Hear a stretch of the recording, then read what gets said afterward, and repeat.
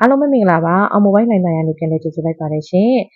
အောင်မိုဘိုင်းကတော့14စီတွေထပ်ပြပြန်ပြီလို့တော့မထင်လိုက်ပါနဲ့အခုပစ္စည်းလေးတစ်ခေါက်ထပ်ဝင်ထားတာလေးပေါ့နော် Redmi တွေကအသစ်ထွက်တာ Redmi 14R လေးပေါ့ဒီကောင်လေးကဝင်လာတော့ stable နဲ့ဝင်တယ်ဒါပေမဲ့ global ပြန်ချင်းပေးထားတယ်ပေါ့နော်ကာလာအဖြစ်၄ရောင်လာထားတယ်အစိမ်းလေးရယ်ခရမ်းလေးရယ်နောက်အနက်ကလေးရယ်အာကာတာတွေကိုရောက်နေတဲ့အပြာရောင်လေးရယ်ပေါ့နော်ဒီကောင်လေးကဆိုလို့ရှိရင် Redmi 14C global နဲ့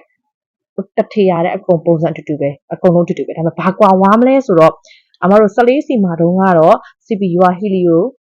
G81 Ultra ကိုသုံးပေးထားတယ်ဒါပေမဲ့ဒီ 14R မှာကကြတော့သူကဒီ stable မှာဝင်ထားတဲ့ဟာမှာကကြတော့သူ Snapdragon 4မှာ Gen 2နဲ့တွားပေးထားတယ်ကျန်တဲ့ဒီ battery ampere က9160ကျန်တာတွေအကုန်တူတူပဲပေါ့နော်အဲ့မှာ game သုံးကျင်တဲ့သူတွေအတွက်ဆိုလို့ရှိရင်တော့ဒီကောင်လေးကပို့ပြီးတော့အဆင်ပြေတဲ့ထဲမှာပါတယ်ပေါ့နော်ကာလာလေးကလည်း၄ရောင်လုံးဝင်ထားတော့အရေးကြလေးရောလက်ငင်းလေးရောလာရောက်ဝယ်ယူအားပေးဖို့လည်းဖိတ်ခေါ်လိုက်ပါတယ်။ဆိုင်ရဲ့လိပ်စာလေးကတော့လှိုင်းသာယာသမကုံအောင်မိုဘိုင်းပါရှင်။ဖုန်းနံပါတ်လေးက399090100428ပါနော်။